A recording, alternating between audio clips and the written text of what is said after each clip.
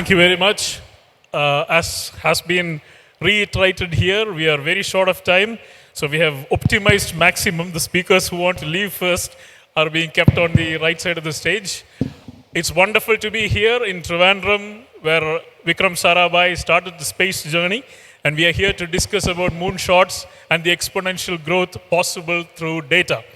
Since two of our esteemed speakers need to leave early because they have an 8 o'clock flight, I would like to give them the opportunity to present their views initially and in fullness, so that after that they can quickly catch their flights. So with great pleasure, I'd like to invite Professor Satyanarayanan from IIT Madras to present his views on the topic. Welcome, sir.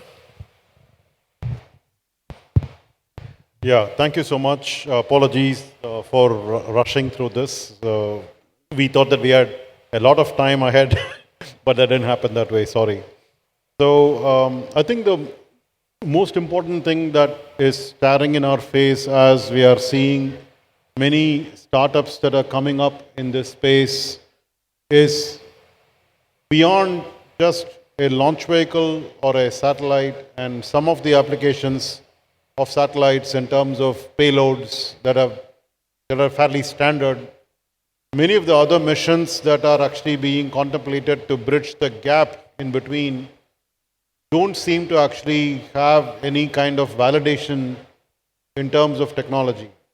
To give you very specific examples, there are people who say that they will actually take a satellite from one orbit and put it into another orbit, or they will actually go refuel a satellite so that its life can be extended, and so on. Unfortunately, today, most of the technology is developed by either a NASA or a ISRO or ESA or a JAXA or a Chinese space agency, or more recently SpaceX. And similarly, in the past we have had a few private companies like Orbital Sciences or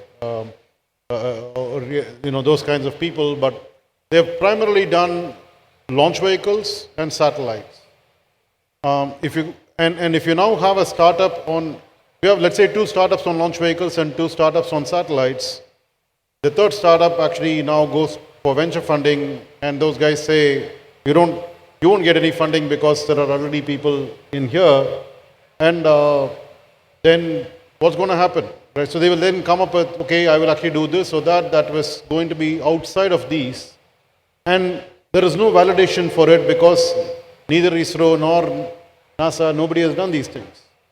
So what's important from an academic point of view is it possible to actually establish sort of like a academia space or a ISRO in space collaboration where new concepts can be tried with some kind of ISRO funding or a government funding that proves the concept from a centrally funded manner that can be used as an example by startups actually to showcase, saying that look, that's actually been done. We will now be able to actually do this better or more frugally, or explore a business case for it and all that stuff, and then go out and get funding. Right now there is a big gap.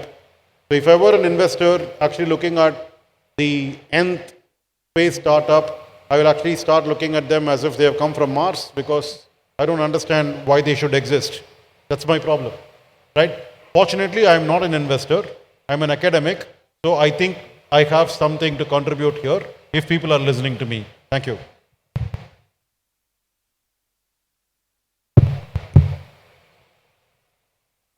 Thank you so much, sir, for bringing the academic, fresh perspective into this. Srinath from Agnikul, please share your views. Yeah, I thank you for having me here.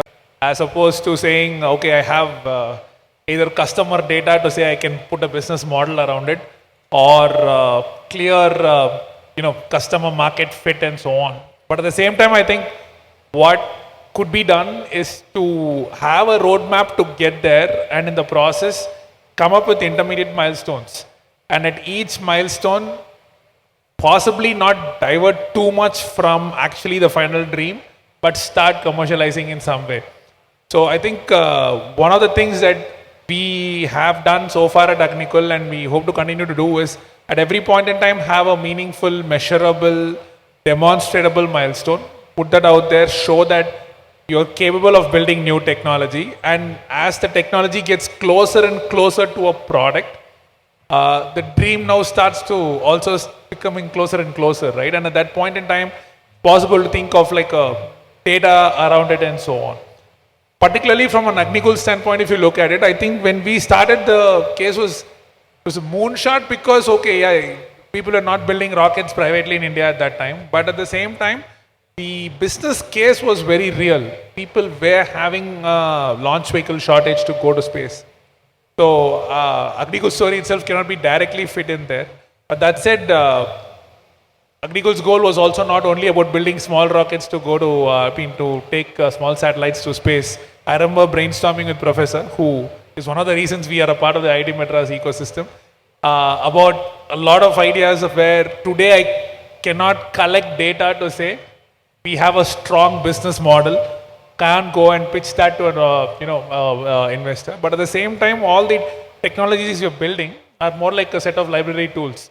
You can pull out whatever we want and today assemble it to a product that can, get us revenue and make us a business. But beyond that, I think as we get more and more credibility, as we get more and more resources financially, and as the dream also gets closer and closer, the data part will start coming together. So I think the pursuit of getting to a moonshot idea through data is, it's a bit of, okay, first let us not make it a moonshot idea and then get there. And so that then after that, the data will start backing you. That is what I wanted to share. Both of you have brought out the very interesting contrast that a space sector startup is not a typical IT startup or a database startup, because it's very difficult for venture capital to come in. Like he mentioned, what is the end startup going to do if the others are already engaged in it? So from your experience so far, especially Professor, since you have worked with so many startups, what's the different mindset that is required as we venture into this sector compared to the typical startup? Hello, yeah. So there are some things that are actually common to these deep tech startups as maybe software startups. There are some things that are different. I think what is important for us to actually highlight is the commonality that we have to strive for, which is deep tech or not, startups are all about exponential growth. And that's one of the parts of the topic. So very often we actually get confused. If we now say, I'm actually going to make a hardware, are we going to get exponential growth from it? Software can do it, but hardware, you have to actually be very, very careful. So how do you clock exponential growth? With hardware, there are a few different ways of doing it. One, if you actually have a very high value product, then you can actually clock very large margins. That's one way of doing it, and that's where space tech belongs right now, today. The other extreme is actually if you are able to commoditize something, which may not exactly be deep tech, but still hardware, right? And in which case, the exponential growth will actually be accompanied by like an exponential cost increase, but you are essentially increasing your volumes, and therefore the margins are also exponentially growing. So ultimately, if your margins are exponentially growing, you will be able to actually give returns back to your investors. And of course have a good business and grow, be happily ever after, right? The third way of actually doing is a product as a service, like a launch as a service or a eplanes, the passenger taxi as a service. How do you use a very niche product that you have developed that is very hard for somebody else to develop and hold on to that product and make sure that every asset is actually being repeatedly used and you get recurring revenues out of it, as opposed to actually having to put your inputs for every asset in a linear manner and correspondingly get linear growth, or you will not be in a position to actually have this volumes multiply when you now try to commoditize and so on. So we need to think through what is actually going to lead to exponential growth in a deep tech startup and be very clear about that right from day one. Otherwise, we are actually fantasizing that we are doing something very, intellectually challenging and all that stuff. But I don't know why should anybody pay for it. I might as well actually remain an academic in my lab for doing something like that, right? I think Professor summarized it well. One thing I wanted to add is, I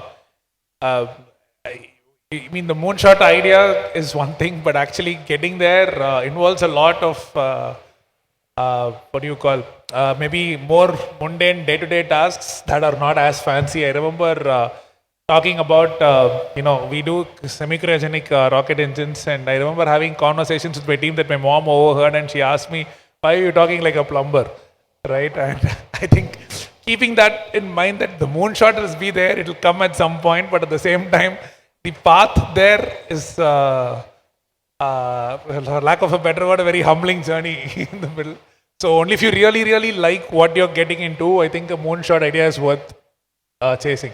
So, but once that is there, once you actually have the connect with the idea, there are solutions to figure out funding, like what Profs were saying, and now things have opened up. People are doing deep tech in India now, so a lot of those things are opening up now. But I think the connect with the idea, and instead of just chasing it because it's a dream, chasing it because you really love it would probably be a better reason to start.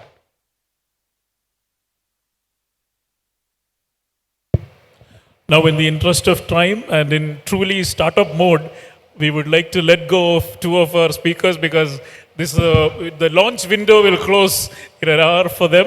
So I request them to be present with the mementos, and we can have the group photo when everybody is here, and then we move on with the other panel.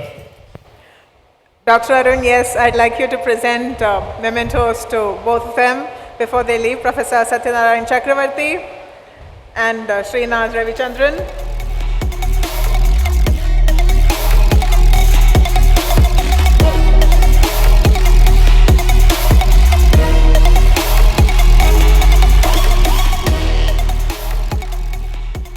We are breaking the norms slightly here, and before the end of the panel discussion, we are going to ask for that group photograph because we want all of them in the photograph. Yes.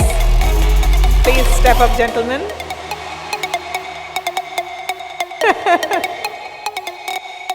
Thank you for being so accommodative, Dr. Surendran.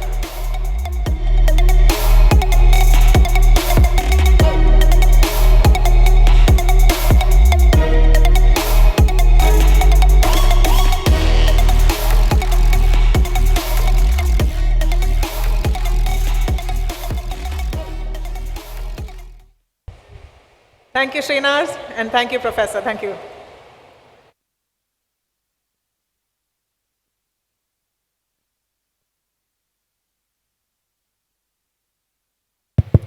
Now we have more time with our hands, and I'd like to start with Vishesh because they made a very interesting point about why venture capital should ever come into space tech when somebody has already started building this. So what do you seek for, or where does your investment philosophy stay at this point? So thanks again for having us here. I represent a fund called Speciale Invest. We're a pre-seed seed fund investing in deep science and tech. And by definition, we typically come in pre-product, right? Our investment is used to build products. Our investment is used to solve for technology risk. Our investment is used to prove the technology. And so in most cases, you don't have a lot when you're investing in. So I think when we look at opportunities and to sort of be in sync with the title, we really think, is this really a moonshot? Is this something really hard to build that is worth building and it's worth all the sacrifice of the founders to go through that pain to build something like that? But more importantly, we start to look for what do they know that allows them to go build a company like this, right? If you go back and look at Srinath's background, I mean, he actually did Masters in Finance in an Ivy League school in the US and went to the stock market in NASDAQ and then finally just gave up everything and went to do aerospace and came from that domain. If you look at Dr. Satya, he's been doing propulsion for 50 years, right? Or actually 40 years.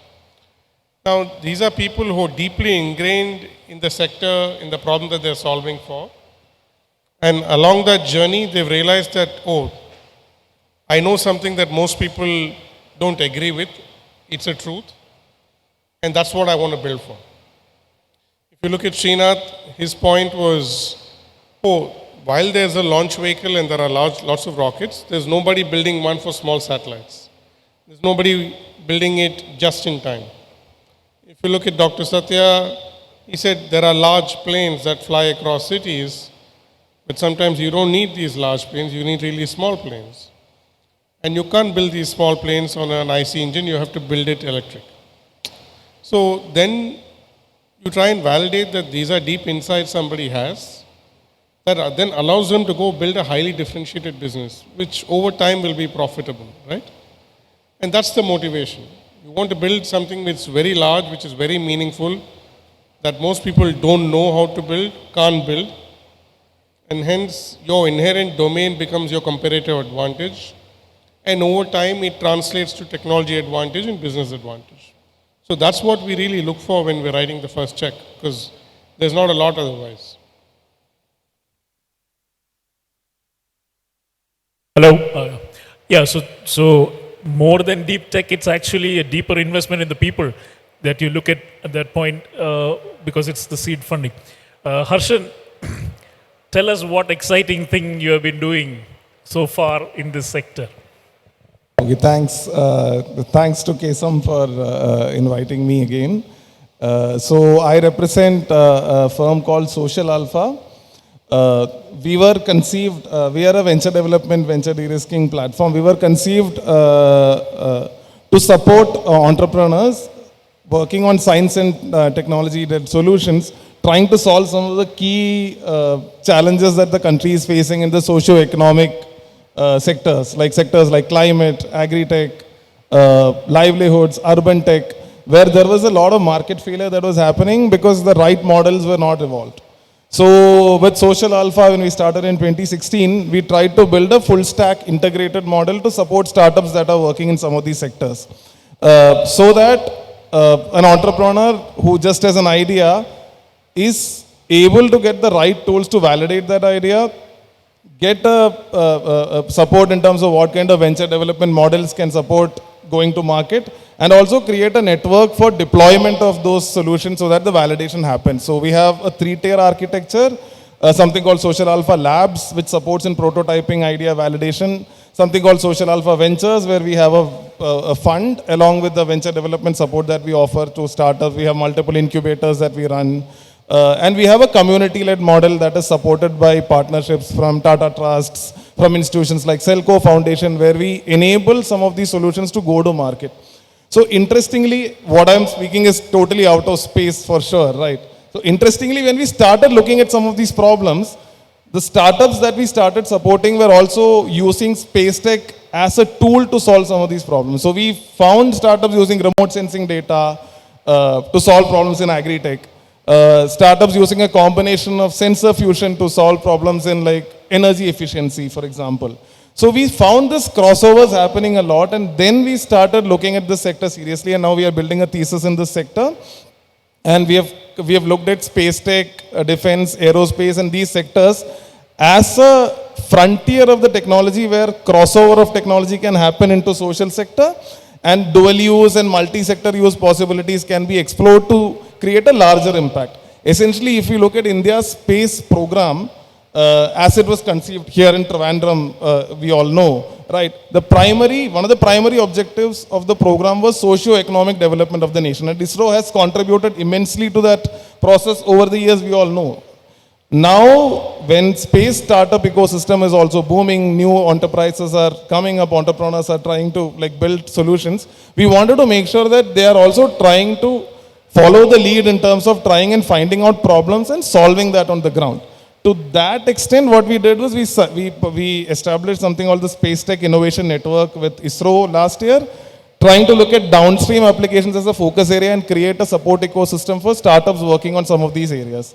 We also set up a joint venture with the National Aerospace Laboratories, and it's called MAC 33 Aero. So this is a venture platform focused on, again, crossover tech, and we have seen early evidence, right? So we have seen a technology that was developed in NAL, which is an aerospace lab, which is a sensor, which is a flow and pressure sensor that was used in aerospace applications, and an entrepreneur picking that up and using it for a diagnostic device and is able to solve problems in, say, diagnostic testing, blood tests, for example, right? So we see that crossover evidence already happening. And so our endeavor in this sector is to see how we can create more platforms, more opportunities for startups to look at these problems and create a model to go to market. So that's the work that's happening right now. Thank you for summing that up. Now, Chandrayaan 3 was something that made the entire nation proud, and it was also something that evidently we know rest of the world sat up and took notice of what India is capable of doing. Now, Lloyd is somebody who has had a very long career journey, which for a long part had nothing to do with space. But then now sitting in Australia, how has the journey so far been in the space sector? Thank you for inviting me to speak at Huddle Global. So, my initial journey was in software after completing my computer science. So did that for quite some time, and even with the team, we had discussions multiple times, what else can we do? And then with my current partners, we had a discussion and we saw SpaceX doing crazy things, everyone loving it, and that has changed how we look at space now. SpaceX has contributed a lot to that and even given us some inspiration to go there. And within the founders, our CTO Amal, he has long experience working in the sector. And what I brought in was my experience in sales and, dealing people. So when I moved to Australia, we saw Australia announcing opportunities in space. At that time, not many countries were opening up. So we saw this opportunity. We set up a, startup in one of the incubators, like what Harshan is running. So that gave us a lot of opportunity to try and explore what is required in the, space tech domain and where we can contribute. So we were looking at, satellite platforms that can carry a lot of these experimental payloads to space, and that can contribute to a lot of this data that other startups can use and build different things. So for us, we were looking at the Asia Pacific region because already, US and Europe, there were a lot of startups or a lot of companies who were already into this. And the Asia Pacific region was just opening up. And India was doing extremely well in the space tech domain when you look at the Asia Pacific region. So this was a great opportunity for us to, develop things, outside India and then build things in India. So that's exactly what we are trying to do now with opening a lab here and trying to, build things here because we have a lot of experience, a lot of capable people who've been working with ISRO for a lot of time. And then we have some of the best universities here in, even in Kerala, we have IAST. And if you look at ISRO, there are a lot of people from, CET and, all the colleges in Kerala. So when we opened up here, we saw that there is a lot of opportunity to get these people. So we are combining all these things to build platforms that can take a lot of these experimental payloads to space and contribute by helping them to qualify their products. And then at each step, we are trying to scale our capabilities and bigger platforms that can help the whole ecosystem. I'll come back to Vishesh. We have all discussed the opportunities. Tell me the challenges that you are really truly facing. It was very wonderful that Srinath mentioned feeling like a plumber, because most of the day-to-day affair is like that. So tell us about the challenges you're facing in the Indian ecosystem. I think the sector of space or even the broader deep tech sector is fairly new as far as the country is concerned from a venture investing standpoint, though, otherwise this country has been innovating for the last, 30, 40 decades clearly. I think the single biggest challenge is how do you underwrite risk? I'm talking about challenge as an investor, right? I mean, not so much as the founder whom, Satya or Srinath spoke better. The real challenge is at what point do you think the technology is proven? At what point do you think the market is showing acceptance? Because it's going to take 3 to 5 years to see the first revenue. As against a software company or a consumer product company, which will start showing you some revenues in 18 months. So you then need to establish confidence guardrails for the first 3 years for you to validate and convince yourself that the company is progressing on the right track. And things take time, plans don't always work, you have to keep buffers, things take longer than you expect, as always in life. And I think it's just managing that reality versus expectations and continuing to have the nerve and patience to invest in frontier tech is what is going to test the quality of the investor. I think that's the biggest challenge. Yeah, I kind of echo what Vishesh is saying from the market development standpoint. The market is very underdeveloped, it's not defined. And most of the startups we see today in the ecosystem are yet at a pilot, at a trials kind of stage. There is no real customer journey that many of these people have gone through. So we don't know the dynamics that is there. But I also find from the other side, from the founder side, one of the challenges that we see is that because it's a tech intensive sector, a lot of people are too wedded to the technology without trying to understand how the application would pan out in the real world. So the understanding of the real use cases, the problem statements, and how do you address them with the kind of technologies you have is also something that is like missing in the ecosystem, that from our limited understanding that I would say. But that's again a factor of like also not customers being available. So how do you become smart about it?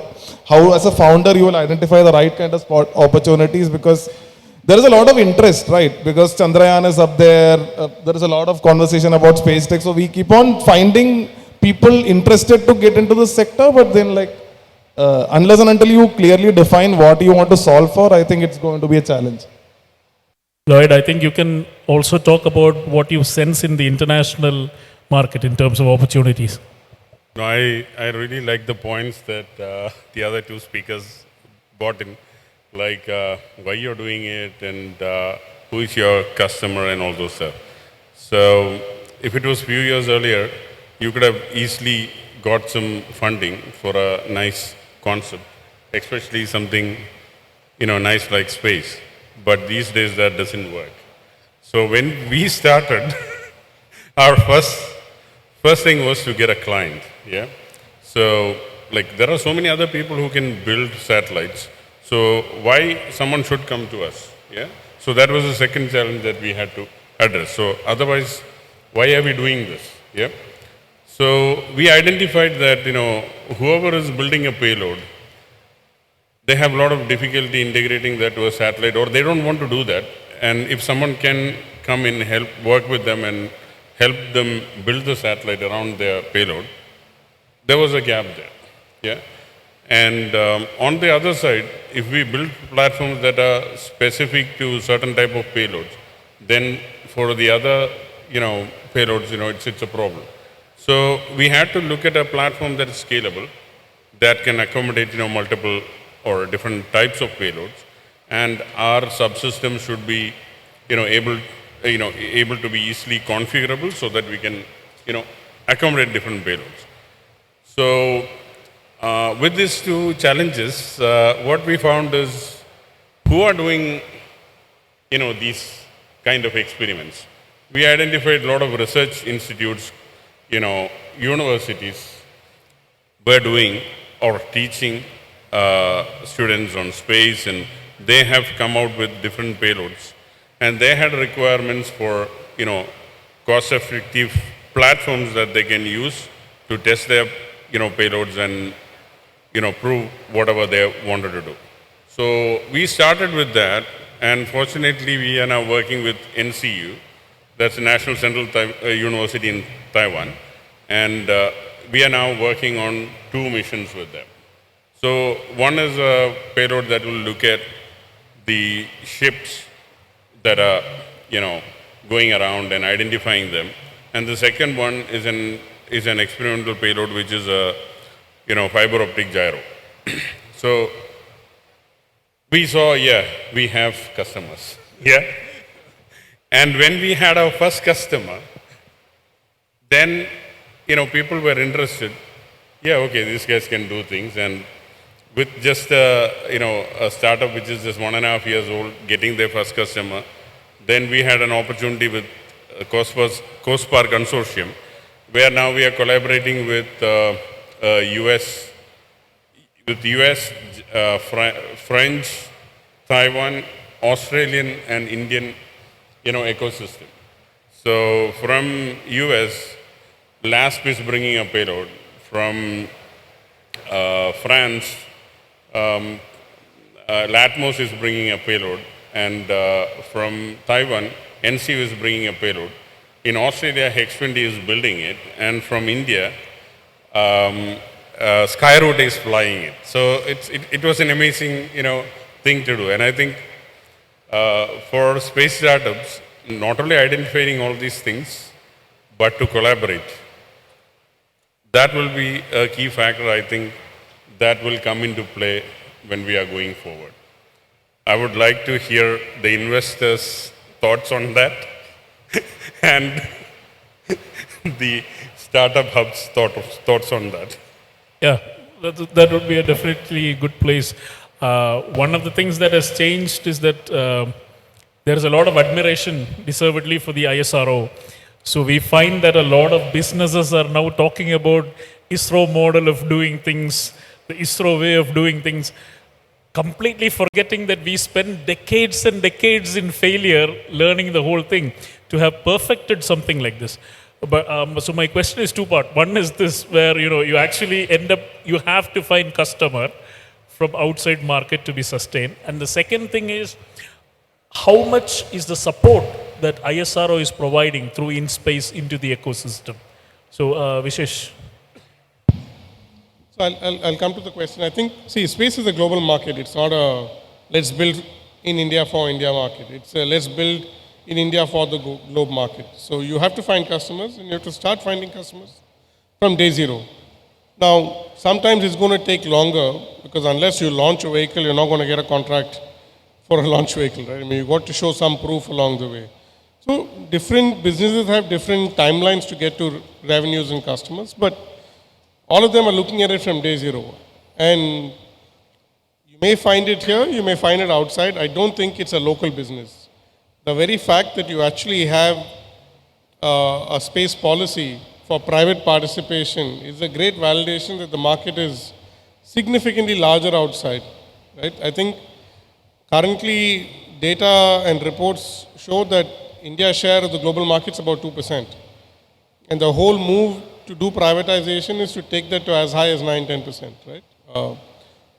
The second part, which is ISRO's support, and I think it's quite tremendous, and it's at multiple layers, right? The most formal layer is the establishment of InSpace, which now has a formal policy framework that allows for you to engage both with InSpace and with ISRO, either to access their facilities or test capabilities, or to be on some of their platforms, or to even get some grants, right? So I think there's a wide variety of 8 or 10 avenues for you to engage with them.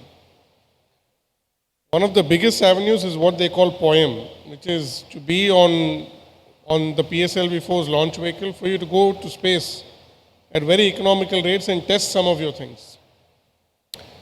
The other avenue in which I think they're very meaningfully helpful is in the advisory role, right? They could, and a lot of them are retired ISRO professionals who have deep domain, who, as you rightly indicated, have gone through multiple rounds of failures, but have significantly learned from that. So when you're talking to them and learning from them, you're starting at 51st year of experience, right? Not on first year of experience. You're riding on top of their learnings, you're riding on top of their benefit. And that's what's pushing a lot of these companies to propel themselves. Otherwise, it'll take you much longer, it'll be much harder to go out there and do. So I think it's invaluable. Yeah, I think Vishesh covered most of it. But I'd say, see, the institutional framework is already available. And personally, for us, we have seen evidence of that coming into fore. Because one of the companies that we have incubated, and it's based out of Kerala actually, it's Mistio. They have been one of the winners of the first like seed fund grant that just came out. So there is evidence. Sam is around? Yeah. So there is evidence that there is this process has started kicking in. There is also examples otherwise, right? So for example, I'm just so that you brought this up, another company, Skyroot, everybody knows, right? So Skyroot recently got their entire flight testing done in the NAL wind tunnel. Because we are at NAL, we know how difficult it is to actually get access to the wind tunnel because it's always occupied, right? There are hundreds of priority experiments going on, so there's a huge queue. But just because ISRO had contacted NAL and asked them to prioritize this, they got an opportunity to test. So the mindset is there, the intent is there. It is still early stages for the space ecosystem in India. So I'm not saying that the support exists in the way it needs or in totality, but the direction is correct, and we see that this is going to happen even going forward.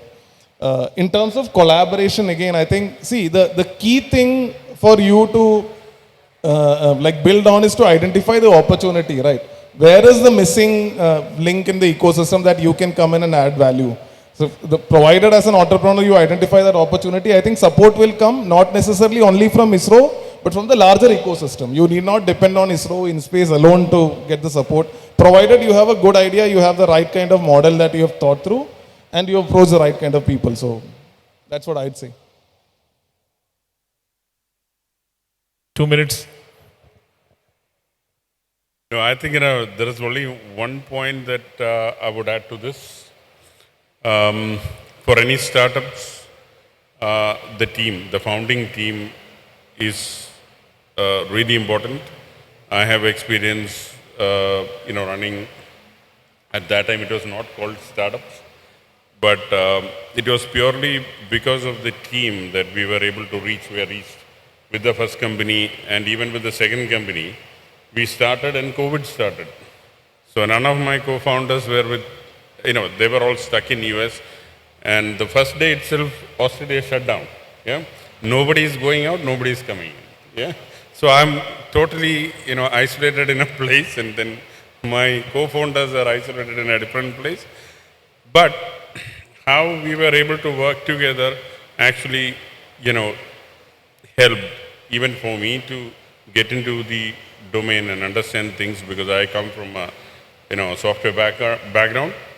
So that I think is one key thing, and a lot of investors look at who are the founders, what are their skills, what they bring to the table, and how they work together. So yeah, that's what I would love to say to the startups, when they are doing something.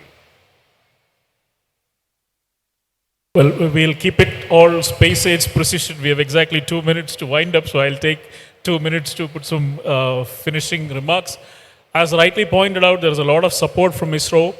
As we are talking, there is a group of girls from the LBS College of Engineering for Women in Trivandrum who are getting ready to launch VSAT, Women Engineered Satellite. So that will be going on the next PSLV mission. And that's something Dr. Lizzie Abraham has been leading since before COVID. So the batches of girls changed. They had a challenge in keeping the team together. But ISRO, they keep saying we're at the top, advising them. And now they have all the test facilities opened up so that they can actually take the satellite and test it. So lots of things are opening up. A lot of opportunities are being presented here. And I think Trivandrum is the right place to discuss all this in Kerala, especially because right now we have enough evidence to show the rest of the world that we were the first navigators, the first guys when it comes to astronomy, because it was in the 13th century and the 14th century from a place called Iringalakuda that we developed the first expressions of calculus so that the positions of the stars and the planets can be mapped so that we could have navigation at a much higher precision. So our mathematics was always led by the need for going to farther and different places by using the stars. And once again, we are back to square one where we now have a lot of startups which are looking at space navigations and literally wanting to take us to the stars. So it's been an honor being here and sharing the stage with few of those initial navigators who will take us far to the stars. Thank you very much for listening to us. It's been a wonderful hour spending here at this beautiful, gorgeous Huddle, Kerala. Thank you very much.